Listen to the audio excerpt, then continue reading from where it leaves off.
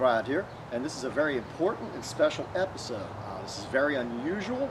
I normally would not be testing an axe that's considered an artifact. This could be 1,000 to 1,200 years old, from different guesstimates and ideas. The viewer that sent it to me mounted it on the shaft, not I, and his name was Ulfar Hrolfsson. That's the name he goes by. He's a fellow believer in the old ways and the old gods and a heathen. In his mind, this does honor to his ancestors that we're testing such an axe, because it was a very common practice back in the sagas, back in the Vendel period, back early Germanic period, people who believed in the old gods and ancestral worship, that the weapons in the grave, if it was a good, powerful warrior who had good haminia, would join another person. They would go to that grave, they would commune with them, and they would actually take that weapon and take it as their own and use it in some way, gaining the power and abilities of that old warrior. Sometimes even taking his name if it was somebody from their family line. And it's usually that's what it was done with, to somebody from the family line. In that time period, people believed in killing weapons.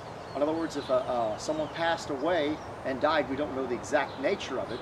Some believe that the weapons were just destroyed to go on with the warriors. Others believe that it might have been a warrior that they thought was evil or bad, so the weapon would be destroyed so he would come back. Because supposedly the haminia, a part of the soul of the warrior that wielded it, was in the weapon, and he passed on from generation to generation. That's why a lot of Scandinavian sagas speak of going to a grave to find an ancestral sword, axe, or weapon to use for revenge, to avenge somebody, or just in combat to aid that warrior. We even have one where they talk about finding a Bronze Age sword. They describe it as having a green patina on it, or corrosion, which only comes on bronze and copper weapons. And they talk about how well this sword worked. By the way, I have Neil Burridge at the current time from the Scandinavian find of the Ewart Oakshott collection. We found an unusually large-shaped sword, leaf-shaped sword. He's working on that at the current time, so I think that will be an excellent thing to test, because we're not able to test the actual artifact, nor would we want to. This one, we don't know who it belonged to. It's not from a museum. It is not from a private collection, and there's no history behind it other than being found in a bog by Novgorod. Novgorod was founded by Rorik, a Swedish prince. It was the hub of the Rus, the Kiev Rus, which later they conquered Kiev. And this axe here was found there in the bog. So could it have been an offering to the gods as thrown in the bog? Was it lost in the bog by accident, thrown in there, or fell in there? Or could could have the whole man have fallen there in battle or something there out in the bog and fell into it? We don't know. So we don't know that much about it.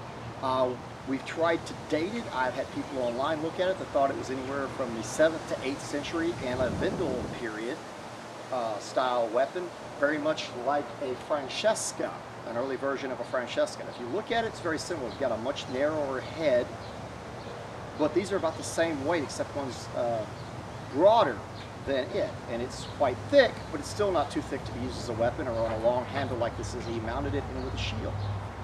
If it was early period, within that period, a lot of mail was worn, as we see from like this soot and hole find and stuff like that. Splinted arms and legs were worn.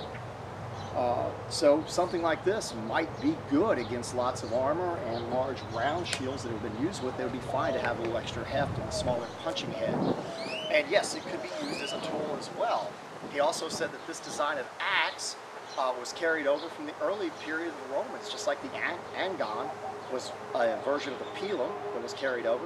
You have axes that were much like the utility axes that the Romans used being forged at that time.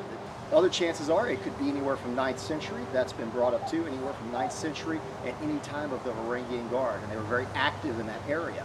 So they wore splinted armor, lamellar later on. They actually had aventails hung from their helmets that we see. They had really intricate armor, much like I'm wearing, the splinted arms and a nailed shirt. So yes, then again, I could see the extra weight being useful from behind a shield, and the smaller head at punching through that stuff. Now, we're not going to be able to test this head that way. I have Adrian Watson actually making an exact replica of this head for me, so I can test it in those ways. The edge, I have messed with the edge a little bit. It's extremely hard. So the hard iron in this, or the edge, or they considered hard iron back then if it's that old. is very, very sharp still to this day. I don't think I need to sharpen it. I'm going to be testing our analog ballistics gel head. And never mind, we're not doing this as any kind of disrespect. I don't think it's going to damage it in any way. The owner wants this done, and if I don't do it, he's going to do it himself. I think it's much better that I do it, since I've been doing this type of thing for years with different types of weapons of different grades, softness, hardness, and so on. So I'm pretty much sure that we're not going to do any damage to this, except other than maybe the patina, if anything, which is this corrosion on it that came from the bog. And it does have some pitting in it, other than it maybe being slightly damaged in some way, which decreases the value slightly, which he does not mind. It's his private axe, and he wants it used in this manner. We have seen some of these in a museum, though. I wanted to add that, in Germany, that look very much like this, that are Viking Age axes. Whether they're tool axes or fighting axes, they're shaped and made pretty much exactly in this manner and on display. To observe the old rites of, like, you would try to commune with the spirit that had these weapons, because that's what they believed, gave an offering. And I got the name in my head of, like, TORSHOV or TORSHOV, TORSHOV or TORSHOV, something in that manner. I believe it was TORSHOV. Who knows? Maybe that's where the axe came from. There is a place in Denmark, so maybe the person was Danish, or the axe came from there, or it was the warrior who wielded it. But I had a good feeling about this is what should be done with it. So let's go ahead, without further ado. Sorry about the long intro. I believe this test will be the safest for this, because normally someone at that time period, either Vendel, it's very possible, could have been in the early 7th to 8th century, could have been using mail. They did use a lot of mail, and it could have even been hanging from around their head with a helmet. Different versions of helmets were used. It was up until the Norman era, you would have helms like this. This is a Norman replica of a helm found. So yes, we're not going to test against a helmet, but the weight of this would still cause it to be a substantial blow. We've tested this before with other axes, and we've seen what kind of dents that they put in and how bad it would daze a man compared to a sword. It'd be a lot different than getting hit with a sword across the helm. Something like this, if you weren't afraid of damaging your axe, would pretty much lay the man out. And I think that's why the hammer on the back, other than being used as a tool, could have also been used as a weapon. And the way it's mounted, he mounted it based on the actual hull, although it could be cocked back slightly like a Francesca would be. I think he did a quite good job, because the way it'll impact, I think it'll cut properly. Let's go ahead and start with our gel head. We've got our analog ballistics gel head as usual. It has a coconut skull. That is very similar to the human skull. Some parts of the skull are harder, some parts of the skull are softer. The coconut's really uniform, but it's a good test.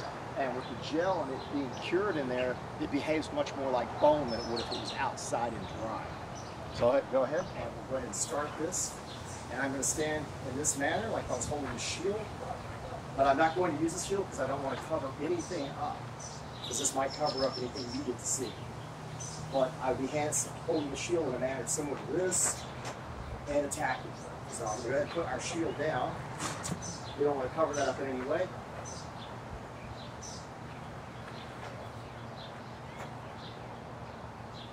Want a true hit so we don't damage the axe. Oh!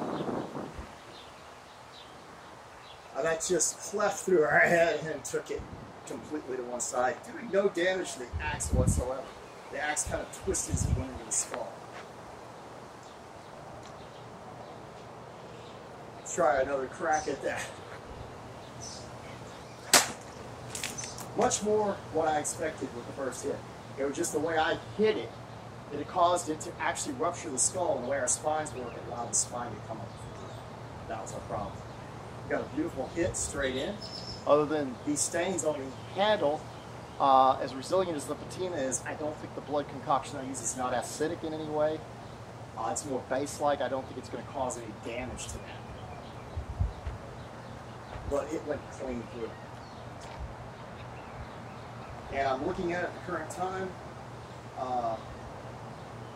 The edge was not dulled, and it took no damage. And yes, I need to clean it off appropriately. I put a light coating of oil, which is probably not a good thing, but it's the only thing I could think of to make it easier to clean up after I got done with the actual gel. Let's go ahead and try another hit on it.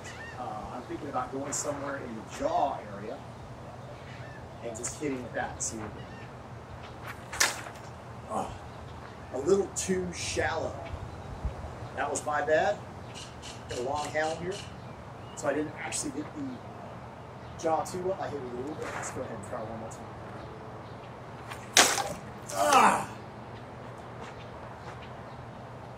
Yes, it cut into the jaw and damaged it. How is their blade holding up? Fine. It's just as sharp as it was when I started. I see no true damage. The patina is actually holding on quite strong. It's not coming off.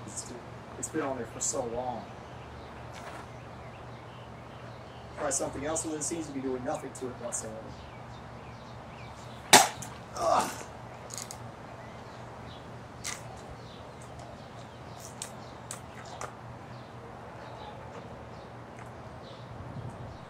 Yeah, it would definitely do its job.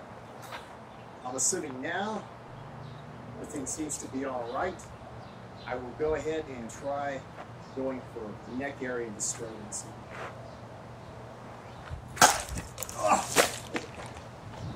It went through the actual gel, shattered our spine, and took the head clean off.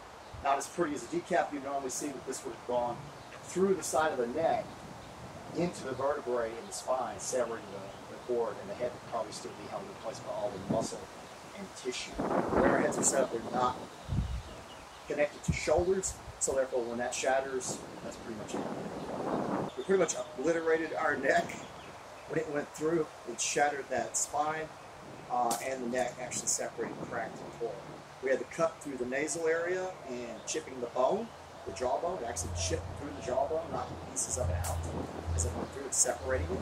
You can see that here. It's hard to see, but it actually separated the bone itself. So it did its job there very, very well. Everything it did, it formed just like a modern axe or reproduction. No differently, and I don't think it really damaged the axe much in any way. So I hope you all realize this, the axe is not taking any damage. The edge has not changed from what it originally was, and it was sharp when it was found. It needs to be cleaned, and I'm going to clean it off. And we might do another test. I will see what we have available, but I would say it performed excellently, and it's honored its ancestors well. I very much enjoyed testing an actual artifact or an old axe like this, and I bid you farewell.